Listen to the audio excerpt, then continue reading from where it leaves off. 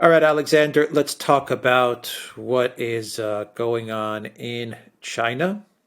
And also, we could probably touch upon Mongolia as well. What is going on there? That's an interesting story that we can probably discuss in this video if we have time. China, but let's start with China. And it looks like that, as we discussed about a week ago, that China is going to be coming out of this lockdown phase, I guess you can call it. And this is, as we discussed, that they're going to leverage much of these protests and everything that's been going on in China, and they're going to use it as a way to reemerge out of the zero coup. I have to be careful with my words. This zero coup policy. Exactly. I mean, that's exactly what we said. I mean, if you remember, we said at the time that there was those protests, which were relatively small, but, they did reflect general exasperation on the part of the population with this zero coup lockdown policy. We said this is not going to be a threat to the stability of the Chinese government or to Xi Jinping's position, but it is a sign of growing dissatisfaction. People have been having to live with this zero coup policy now since 2020 for, more than 2 years. There's no light at the end of the tunnel because with the coup circulating globally, you can't isolate China. I mean, it is simply impossible to do. So the Chinese government understands this. They saw these protests and they said to themselves, well, look, this is an unviable policy. It's becoming impossible to enforce, and they're gradually now opening up. So China now is opening up. And they're also, by the way, taking steps to reflate their economy. So the Chinese government is now releasing funds to get industry going. And there's been information that, the Chinese currency has strengthened. The Chinese stock market has boomed. All of the indications point to a surge in economic activity over the next few months. Yeah, that's going to have effect on the price of energy as well. Absolutely, because it was the big Gas, thing. oil price cap. I'm thinking, and all of these things. Yeah. Well, exactly. This is the point to understand, because of course, what's going to happen with oil prices? And let's just talk about the oil price cap. The oil price cap on Russian oil, which the EU has just imposed. The Chinese, if their economy starts moving, going up several gears now, they're going to need more energy. They're going to import more oil. They're going to import more LNG. And what's going to happen is that in itself is going to be enough probably to lift oil prices and LNG prices. And the indications from OPEC Plus is that they're not going to increase production in order to satisfy that demand. The Saudis apparently feel that they're not really in a position to increase production by very much. They actually cut production a few weeks ago. They might increase production by a little, but not by enough to make the difference given how huge Chinese demand is going to be. So the Chinese are going to suck up oil, and it's now confirmed Xi Jinping is indeed going to be visiting Saudi Arabia and meeting with the Arab leaders in a few weeks, in a fairly short time. Apparently, big deals are coming. A big deal for LNG has already been agreed between China and Qatar. So all of that is on the way. Now, at the same time, the EU has tried to impose a price cap on Russian oil, and they've tried to pitch it at exactly the level that Russian oil is trading at the present time, or at least has been until fairly recently. So Russian oil usually sells at a discount in China and India and all of these places of $60 a barrel. And the EU has said, well, the price cap, therefore, is going to be $60 a barrel. Now, the Russians are saying, however, that they will not sell oil to anybody who applies this price cap, and that means the Europeans. So they're going to block any sales of oil to Europe, to any country that's involved in the oil price cap. And they're going to cut production slightly. They say won't be very much, but they're going to cut production because they're not going to be supplying oil to G7 countries. So they're imposing all these restrictions on supply of oil to Europe, just as Chinese demand for oil is going to start to increase. So we are quite likely in a few weeks' time, few months' time, as Chinese demand surges, we're going to see a big rise in the price of oil. Maybe not globally, because we're going to see a fragmented market, but certainly in Europe. And again, one wonders whether the Europeans have thought this thing through. Probably not. Yeah, already in Turkey, I've seen like images of already in Turkey, you have like this bottleneck of tankers. Yeah, They're but that's just a hilarious. piling up because Erdo. Yeah, that's a funny. Yeah, exactly. But I'm saying that's how easy it is to screw with Europe right now. I mean, Absolutely. Anyway, go into the story. I mean, I would like to talk about the story. They are absolute clowns. Yeah, clowns, because this is, of course, the story has been very extensively covered by the Financial Times, but of course, it's not what it seems. This is what makes it so strange, because the ships that are being stopped from going through the Dardanelles are not Russian ships, and they're not actually necessarily ships carrying Russian oil. They are ships which have Western insurance. So what Erdogan is doing is he's getting his people to check all the insurance policies that all of these people, all these ships have. And, you know, they're letting ships with Russian insurance go through the Dardanelles. Apparently, most of the oil in these ships is not Russian. It's from Kazakhstan. So it's creating problems, bottlenecks. The oil price cap is creating bottlenecks in the trading in oil, not of Russia, but of countries like Kazakhstan, which are not supposed to be affected by this oil price cap. It's a classic example of the havoc this thing is causing. And I got this, by the way, not from, some alternative news source, but from the Financial Times. Yeah. Erdogan's having fun with all of this. Oh, yeah, of course. He really is. Absolutely. And he's pressing forward with his gas hub. Apparently, he's now setting up a team to look into how to organise it. I mean, he's really running with all of this.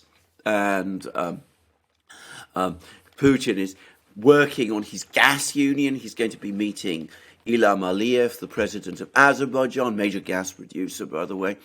Armenia isn't pleased, but that's what Putin is up to. And there's apparently discussions about how Russia and Azerbaijan are going to move forward in their relations, which points to my mind to Azerbaijan perhaps considering one day joining the gas union. Who knows? So all kinds of things coming, making things more and more difficult. And to reiterate again, a point we've made many times, including on Jimmy Dore, which is that no oil producer, no energy producer is going to be happy with this G7 price cap idea. It's a threat to all of them.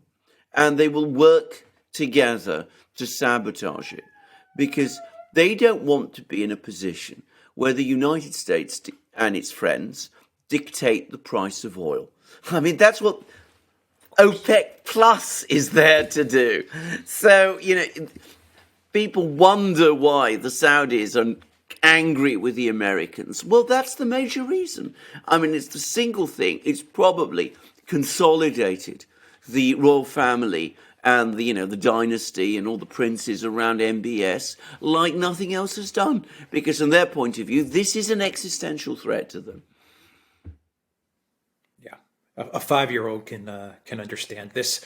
But we started on China, and you talked about sabotage with regards to trying to sabotage OPEC and OPEC Plus and their position. But we have a different type of sabotage, perhaps playing out in Mongolia. What is going on there? Because China is kind of involved, or they're part of the narrative of this unrest that Yes, has been taking yes, place in Mongolia. yes. And I mean, I'm And going to and say this is so. an energy. There's an energy It's a, component to a this because you're it's a talking major. power of It is a major. Siberia, and yeah, yeah, Yeah, absolutely. exactly. It's a major energy thing. Now, I think to understand about Mongolia is that, again, always with these protests, there's always two aspects to them. On the one hand, always there is probably a genuine level of dissatisfaction. I'm not saying all people in Mongolia are dissatisfied with their government, but some people clearly are. So you can't deny that. But again, there's clear signs of external manipulation. And there are very obvious reasons why some people might want to create problems for China, and not just China, in Mongolia. And that is, there's just a few weeks ago, there was final agreement between the Russians and the Chinese and the Mongolian government that one of these big gas pipelines from Russia is going to go to China across Mongolian territory. So these protests, whilst they have genuine causes, and the proximate cause, by the way, is that there's been a suggestion that there's been a major fraud connected with coal supplies from Mongolia. Mongolia is a major coal producer. Coal supplies from Mongolia to China, allegedly $13 billion was stolen. I'm not saying that's quite plausible. I mean, I don't know whether it's true or not, but I'm not going to research that.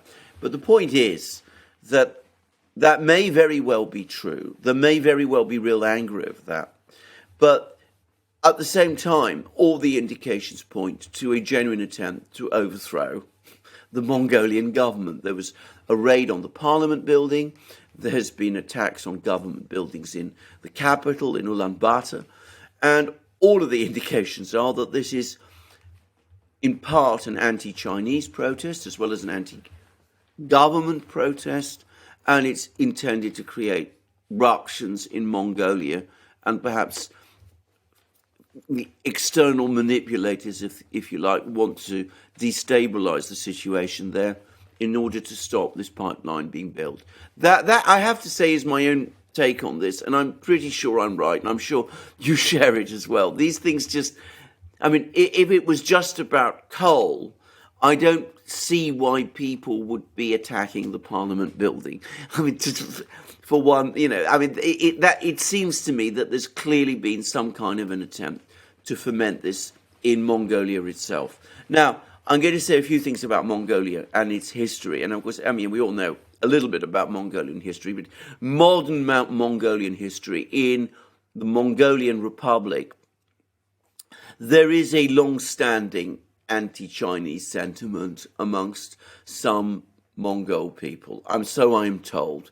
By the way, attitudes to Russia there, I'm also told by people who've been there, including, by the way, a diplomat who served there. And by contrast, feelings towards Russia, by the way, tend to be fairly positive. Feelings towards China, much less so.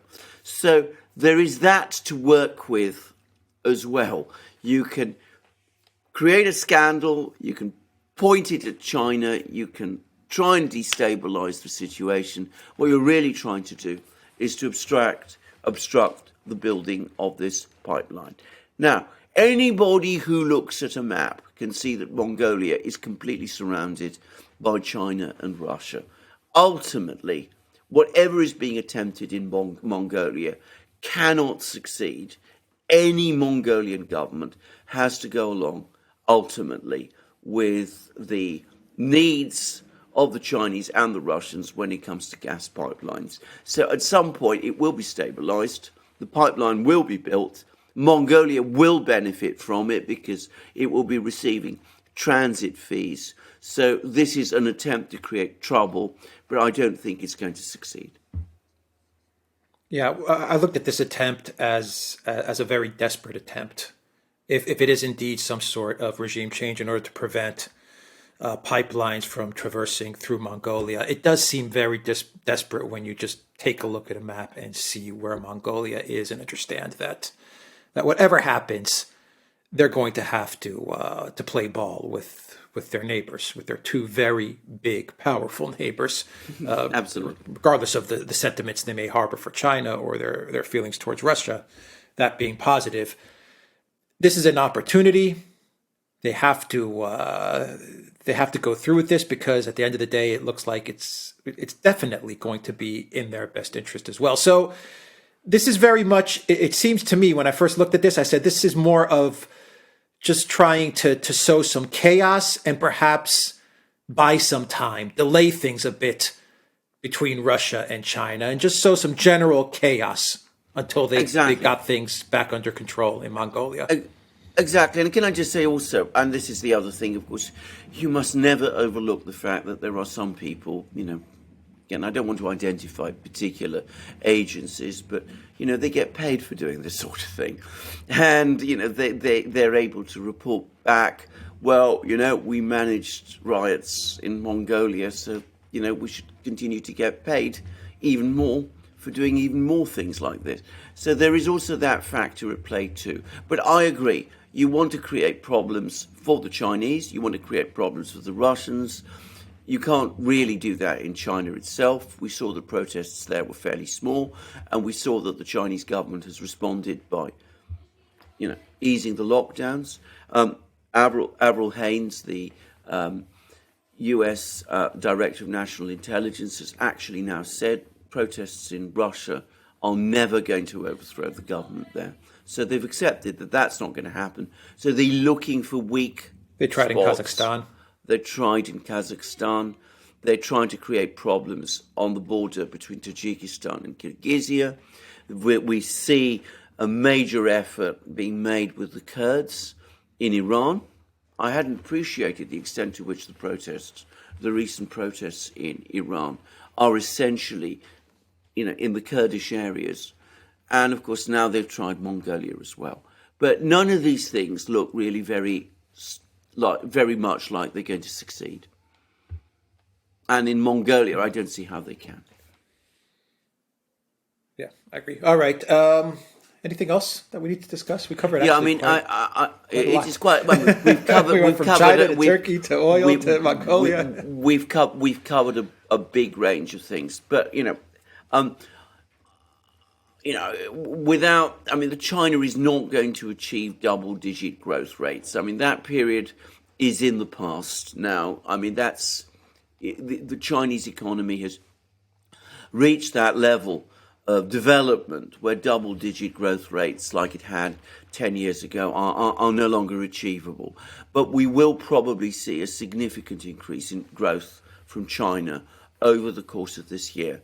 And that is going to make a major effect on the whole balance of the international economy. It's going to raise energy prices. It's going to shift further the balance of economic power towards Asia, because, of course, China's economy is going to start moving exactly as the West, especially Europe, goes into recession. And even The Economist has published another article about how the West is going to go into recession. So that's going to be the big narrative story next year. And in Europe especially, we're going to see more and more difficult times ahead. Weather is getting colder. Apparently LNG is drying up. There's less of it arriving than had seemed to be the case. And even though they've cut consumption significantly by cutting supplies to the factories, they're now having to draw increasingly from their underground gas reserves. So with China taking off, bad news for Europe. Yeah, very bad news. Okay, we will leave it there. The Duran.locals.com. We are also on Rockfin as well. And go to the Duran shop, 10% off. Use the code GOODDAY. Take care.